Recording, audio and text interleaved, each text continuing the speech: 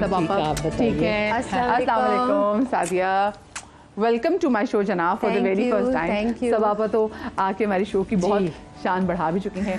कैसी सबापा, आप ठीक है? बिल्कुल ठीक है। मौसम कैसा लग रहा है आपको कराची का? चिप चिप मौसम बहुत गर्मी है, लेकिन मैंने कुछ इसी हफ्ते क्योंकि मैं जिस सेट पर थी, जो बाहर से आ रहा था वो कह रहा था उफ बहुत गर्मी, जो आ रहा था कह रहा था उफ बहुत गर्मी। और मैं सोच रही थी मैं भी इसी गर्मी से आई हूँ, ये भी बैठे हुए इसी गर्मी से आए हैं। तो मैंने खुद से एक अहद किया कि आज के बाद मैंने नहीं बोलना गर्मी गर्मी, और मैं नहीं बोली और मुझे उस शिद्दत की गर्मी नहीं लग रही। और कंप्लेन जो है ना ज़िंदगी से, मैं कोशिश कर रही हूँ। शुरू में तो आप अपनी दूसरी कोशिशों में लगे होते हैं, बच्चे पालने की, कमिटमेंट, शादियाँ, ये वो। अब मुझे ऐसा लगता है कि ये जो हमारी एज है ना, ये खुद के साथ कुछ कमिटमेंट करने का टाइम है, खुद को रीऑर्गेनाइज करने का टाइम है। क्योंकि खुद को आप रीऑर्गेनाइज करेंगे तो आप सोचेंगे इस एज में आप कंफर्टेबल कैसे रह सकते अच्छा, हैं। और तो कंप्लेन के बगैर ज़िंदगी जो है ना बड़ी खूबसूरत है, और ये चीज़ मैंने सीखी अपनी अब वाली बहू निशा से। निशा, अच्छा मुझे इतनी अच्छी बात लगती है सबापा की एक कंटिन्यूस जो है ना प्रोसेस है इनका लर्निंग का, वो लर्निंग ख़त्म नहीं इनकी हो रही। अच्छा मैं भी आपसे वो पूछना चाहूँगी कि आप अभी लाहौर से हैं, हमारी लाहौर की गर्मी और होती है, खुश्क होती है, लू चल रही होती है, साड़ देने वाली गर्मी होती है, और कराची की चिप चिप करने वाली होती है। तो कौन सी वजह से ज़रा आपको गर्मी लगती है, मुझे बताएं पहले। अच्छा, मुझे 2 दिन हुए हैं कराची आए हुए। मैं अम्मी को वही कह रही थी, यहाँ पे फिर भी बेरेबल है गर्मी। शाम में हवा चलती है, हाँ। नहीं, इवन दिन में भी ड्राई गर्मी नहीं है। लाहौर में तो टू मच गर्मी है, तपिश है तब। और कल तो खैर सुना है बारिश हुई कल आंधी आई है, बारिश हुई है, जी जी। बट यहाँ पर वही बात है ना, अम्मी बिल्कुल ठीक कह रही हैं। अच्छा, ये मैं अब गर्मियों में मैं ये चीज़ अप्लाई करूँगी अम्मा, जो आपने कहा है मैं भी करूँगी। इनफैक्ट सर्दियों में मैं ये करती हूँ।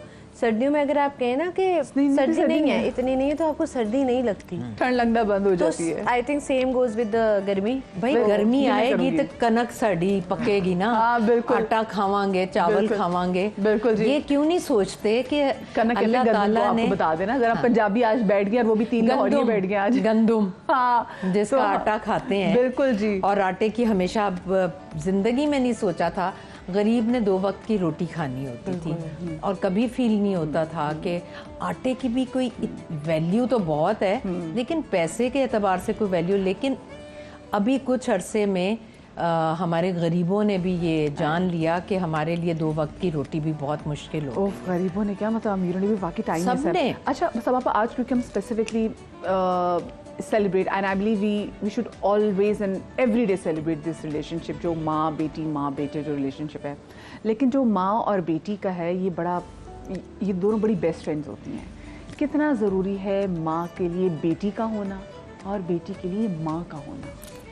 देखिए, सबसे पहले तो मैं कहूँगी कि ज़िंदगी में रंगी बेटियाँ बिखेरती हैं, और बुढ़ापे में संग जो होती है वो बेटियाँ होती हैं।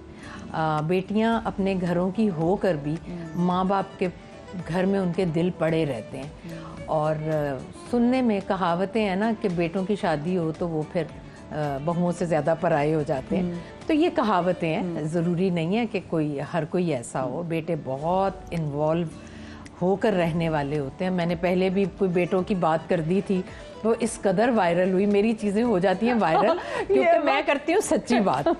तो हर रिश्ते की एक अपनी अहमियत है। हाँ। लेकिन बेटियों की जो खूबसूरती, और पहले मैं सोचती थी कि मेरे लिए मेरी बेटी कैसा सोचती है। मेरी बेटी ये सोचती है कि मैंने उसके लिए कितने सेक्रीफाइस किया ज़िंदगी में, मैंने रियलाइजेशन है। अब मैं ऐसे सोचती हूँ, अब मैं ये सोचती हूँ कि बेटी जो है वो हमारे लिए कितना कर रही है। मतलब वो आपके बुढ़ापे में ना एक सूदिंग इफेक्ट है ज़िंदगी में। भाई वाकई बेटी जो है ना वो परछाई है, बेटी बरकत है। और मैं खुद बेटी थी तो मुझे अंदाज़ा होता है कि मेरी बेटी की फीलिंग्स मेरे लिए बिल्कुल वैसी हैं जैसी आज भी मेरे दिल में मेरी माँ की। सादिया, बेटी के लिए कितना ज़रूरी है माँ का होना? मैं वही अभी अम्मा की बात को ही मैं कंटिन्यू करूँगी। मैं जब सुबह उठती हूँ ना सोकर, मेरी आँख खुलती है तो मेरे दिमाग में सिर्फ अम्मा और अब्बू होते हैं। मुझे होता है कि मैंने सबसे पहले फ़ोन करना है, अम्मी को करना है, मैंने अब्बू को करना है। मुझे कोई सेकंड थॉट ही नहीं आती। मेरे बेटे की भी नहीं आती, मेरे मियाँ की भी नहीं आती, वो बाद में आती है। तो आप देखें ना, माँ बाप की तो इम्पोर्टेंस, माँ की तो इम्पोर्टेंस ये है, आपको पता लगता है कि आप जब नमाज पढ़ते हैं ना, आपको तब माँ की इम्पोर्टेंस का पता लगता है कि आपके जब दुआ के लिए हाथ खड़े होते हैं तो आप माँ बाप, माँ सबसे पहले आती है, फिर बाप। अच्छा, ये कभी नहीं आपने सुना बाप माँ, माँ बाप, माँ बाप, एग्जैक्टली। शादिया, शादी के बाद ज्यादा इंपॉर्टेंस फील होती है माँ की? बस सही पता चलता है कि हाँ भाई माँ एग्जैक्टली का उसका रुतबा क्या है?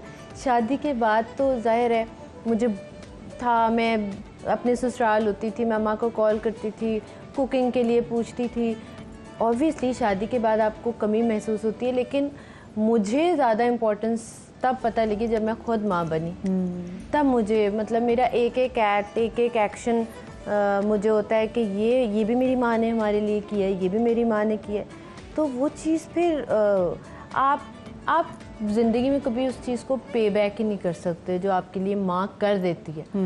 सेक्रीफाइसेस, एक वाहिद रिश्ता है जो अनकंडीशनल है।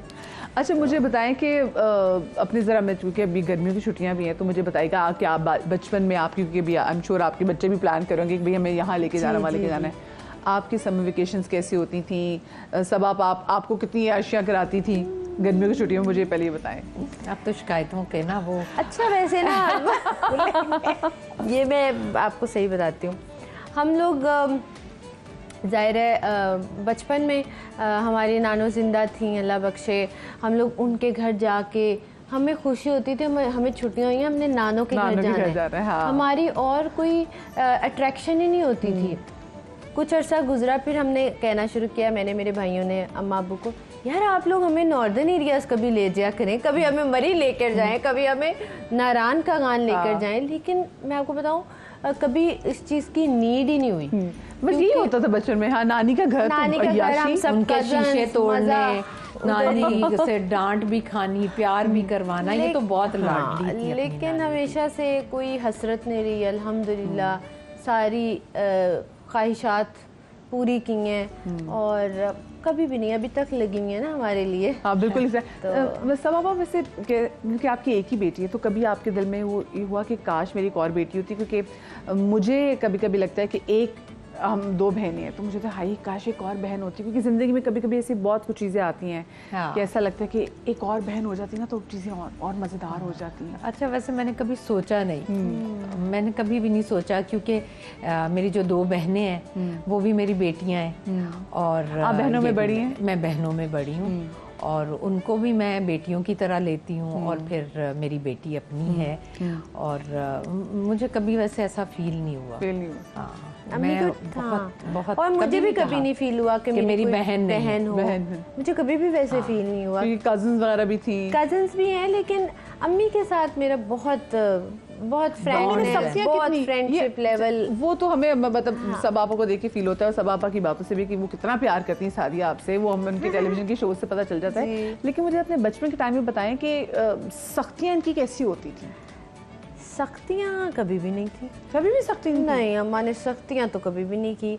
अब्बू मेरे थोड़े सख्त हैं, थे, अब तो अब्बू भी नहीं है इतने सख्त, लेकिन अम्मा की कभी सख्तियाँ नहीं थी। नहीं, वो इसलिए नहीं थी ना कि सादिया बहुत केयरिंग थी। सादिया हमेशा से ना एक बड़ा जहन लेकर ही पैदा हुई थी। मुझे कभी याद नहीं है कि मैंने इसको कभी डांटा हो, बल्कि मैं कोई आता था या मैं कहीं जाती थी तो मैं इसकी तारीफ़ें शुरू कर देती थी। तो ये इतनी एम्बैरस फील करती थी और मुझे कहती थी, अम्मा प्लीज़, अम्मा मेरी तारीफ़ मत कीजिएगा, मेरी तारीफ़ मत। तो मुझे कभी इससे शिकायत ही नहीं हुई। पढ़ाई में कि तारीफ करती थी, तो मुझे याद नहीं अम्मा ने बच्चों ने कभी तारीफ की। मुझे पता है टीनेज बड़ी ट्रिकी एज होती है। सादिया की टीनेज जो थी वो कैसी थी? और क्योंकि उस टाइम पे अब दोस्तों पे बड़ी नजर रखनी पड़ती है। हाँ, तो वो स्टोरी आपको पता लगेगी। सादिया ना हमेशा से बड़ी वैसे सेंसिबल रही, और बड़ी थी तो ये छोटे भाइयों को बहुत गाइड करती थी। वो दोनों इससे डरते थे। अच्छा। हाँ, दोनों इससे डरते थे। रोब वाली बहन। रोब वाली बहन, क्योंकि मैं हमेशा से काम कर रही थी और सादिया स्कूल में भी बहुत पंक्चुअल थी, अपनी स्टडीज़ में भी हमेशा ए ग्रेड लेने वाली थी। तो ये भाइयों को हमेशा से डांट के रखती थी, ये करोगे अम्मा को बताऊंगी, ये रिजल्ट आएगा अम्मा को बताऊं। तो ये वो वाली बहन थी, तो इसको कभी डांट नहीं पड़ी। डांट नहीं पड़ी। तो नजर मैंने दोस्तों पे रखी, मतलब सादी वो कौन सा किस्सा आप कहती कि भी कहानी आएगी, वो कौन सी कहानी है ये कहानी में? वो कहानी ये है ना, बस फिर अब टीन एज में तो पता है मैं ये तीनों को, अच्छा मेरे तीनों बच्चों का बॉन्ड जो है ना बड़ा स्ट्रॉन्ग हमेशा से, माशाल्लाह आज भी वैसे ही है। तो दोनों भाई जो है ना, इसको पहले ये छोटी थी तो ये रोब में रखती थी, फिर जैसे वो बड़े हुए तो सब कहते थे ये छोटी है तो इसको तो गोद में उठा लिया करते थे। तो ये तीनों बहन भाई एक कमरे में होते थे, मैं अपने कमरे, तो मैं रातों को उठ उठ के देखा करती थी। कोई फ़ोन पर तो नहीं है, तब PTCL था, तो कॉर्डलेस फ़ोन था, उसमें लाउंज में पड़ा हुआ था। तो मैं रात में छापे मारती थी इनके कमरों में। ये हर घर की वैसे सेटिंग ऐसे होती थी। हाँ, अच्छा ये सादिया कॉलेज में थी, और मैं जब रात में मैं उठी, मैं उस दिन छापा मारने का कोई इरादा नहीं था, मैं बाथरूम जा रही थी। तो जब मैं जाती लाउंज में क्यों आई है? लाउंज से निकली तो मैंने देखा कॉर्डलेस नहीं है। मैंने कहा कॉर्डलेस कहाँ गया?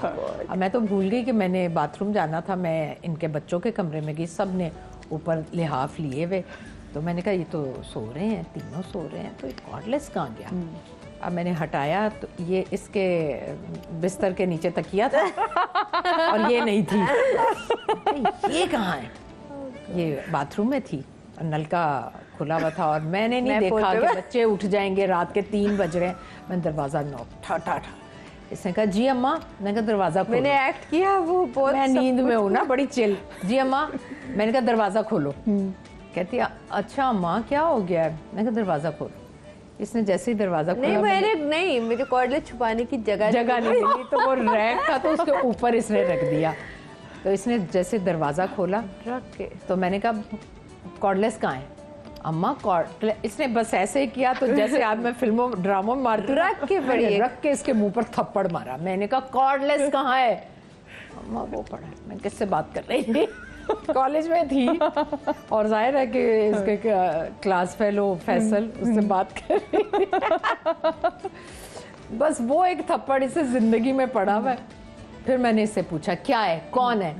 फिर इसने मुझे बताया, तो मैंने कहा सीधे तरीके से ये कोई, और भाई बेचारे छोटे थे, बस इसको मेरे ख्याल में वही थप्पड़ पड़ा हुआ है मुझसे। और कभी मैंने इस पर कोई पाबंदी नहीं लगाई, कुछ नहीं, जैसे हम लोगों पर हमारे भाइयों ने बहुत लगाई पाबंदियां, सादिया पर नहीं।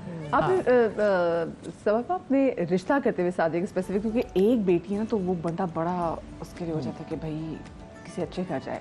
तो किन किन चीज़ों को वैसे आपने देखा था कि जब रिश्ता करते हुए, बात तय करते हुए, कि अच्छा जो लड़के वाले आ रहे हैं वो कैसे हैं?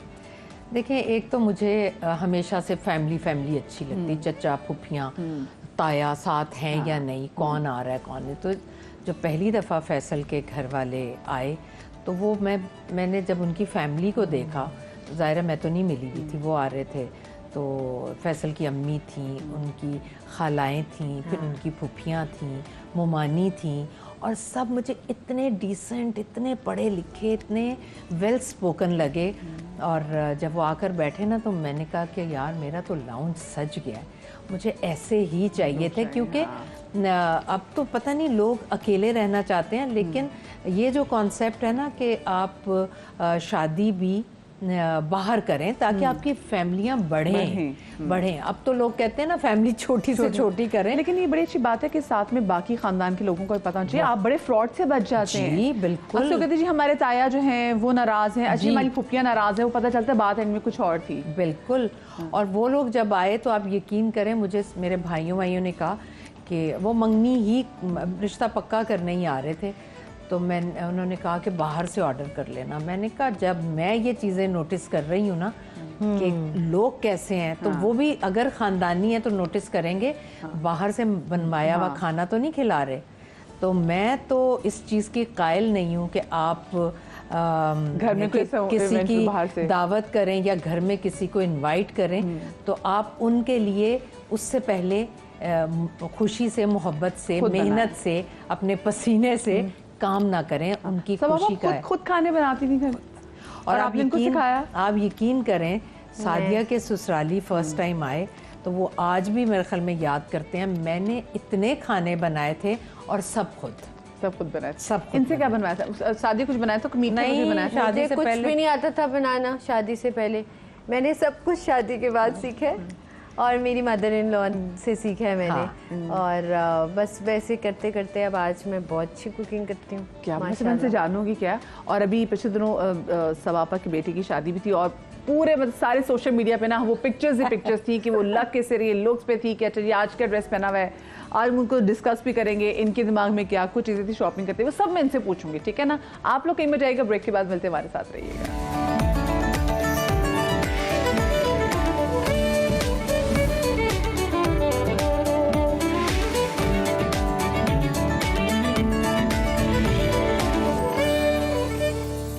जी welcome back after the break. और आज हम सेलिब्रेट करें माँ और बेटी के रिश्ते को।